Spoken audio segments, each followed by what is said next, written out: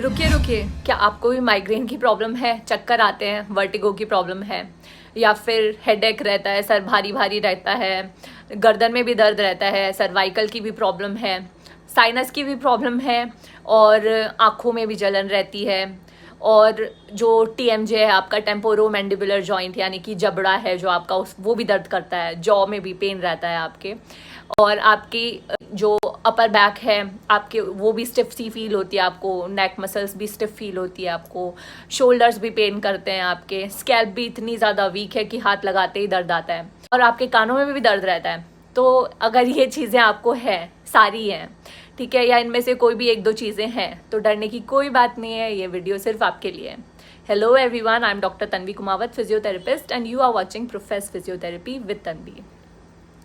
आज का ये जो वीडियो है वो अवेयरनेस वीडियो है, जो मैं बिल्कुल नॉर्मल आपकी लैंग्वेज में समझाऊंगी, ठीक है। जो मेरे पेशेंट्स मैं देखती हूँ वो मुझे ये कहते हैं कि ये इतनी सारी चीज़ें मुझे एक साथ कैसे हो गई। ये आपका नेक का जो पॉस्चर है वो ख़राब रखने की वजह से ही ऐसा होता है।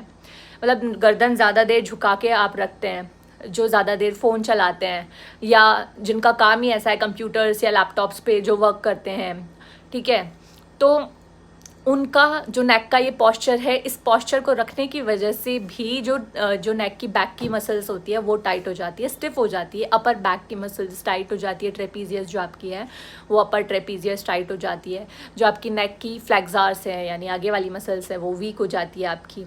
स्कैल्प आप देखेंगे बहुत ऐसे टच करते ही आपको इरिटेटिंग सा फील होगा, यहाँ पर भी पेन होगा आपको, ठीक है, हेडेक भी रहता होगा, और हाफ पार्ट आपका दर्द करेगा, सर में दर्द होगा, ठीक है। तो डॉक्टर ने तो आपको बोल दिया कि माइग्रेन है, वर्टिगो है, या फिर साइनस की भी प्रॉब्लम है आपको, तो आपके तो जॉ में भी प्रॉब्लम है, या फिर टॉन्सिल्स की भी प्रॉब्लम है, गले में भी दर्द रहता है।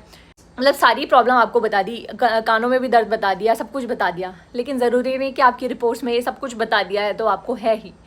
एक कॉमन कंडीशन होती है अपर क्रॉस सिंड्रोम। इसके अंदर क्या होता है कि जो अपर क्रॉस सिंड्रोम जो होता है ना, वो मसल्स टाइटनेस की वजह से कुछ मसल टाइट हो जाती है, कुछ मसल्स इसमें वीक हो जाती है, तो आपकी जो पैक्स है वो भी टाइट मिलती है, यानी जो छाती की जो आगे वाली मसल्स है वो भी टाइट मिलती है, ठीक है।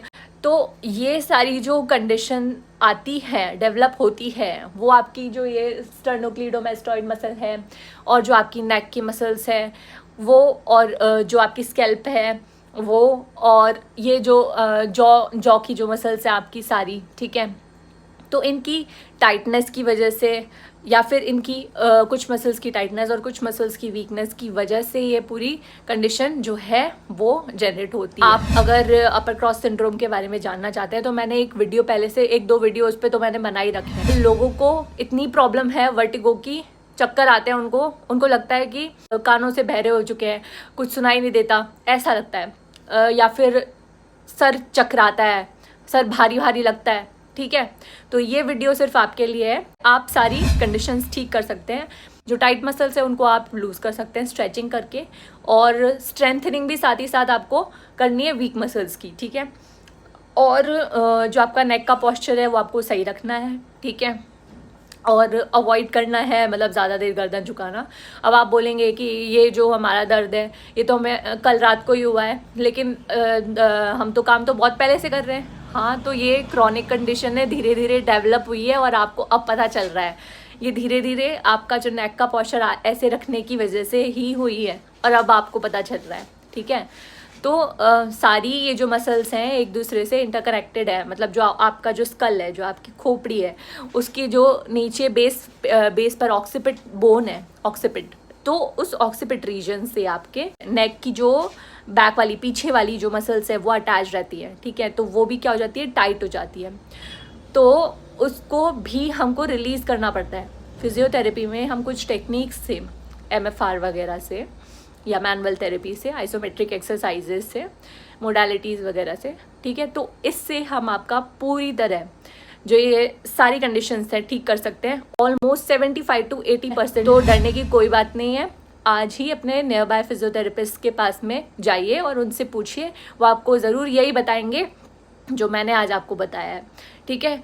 तो फिजियोथेरेपी से आप अपना ये जो दर्द है किसी भी तरह का ये जो मैंने बताया इनमें से कोई भी, या अगर सारे हैं तो सारे, या एक दो जो भी चीज़ें आपको हैं वो, तो आप बिल्कुल ठीक कर सकते हैं। और ये वीडियो अगर आपको अच्छा लगे तो जिनको ये प्रॉब्लम है उनके साथ में ज़रूर शेयर करें, और ऐसे कंटेंट के लिए मुझे ज़रूर फॉलो करना। एक्सरसाइजेज का वीडियो मैंने बना रखा है सेपरेट, सबके अलग अलग बना रखे हैं, लेकिन एक कॉमन वीडियो मैं बिल्कुल बनाऊंगी जो इन सब कंडीशंस का होगा, ठीक है।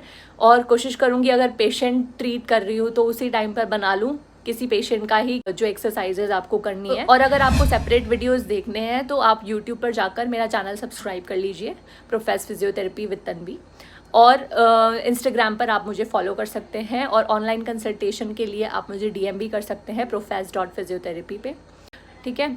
और आप मुझे मेल भी कर सकते हैं, मेल ID मैंने मेंशन कर दी है। Thank you so much for watching.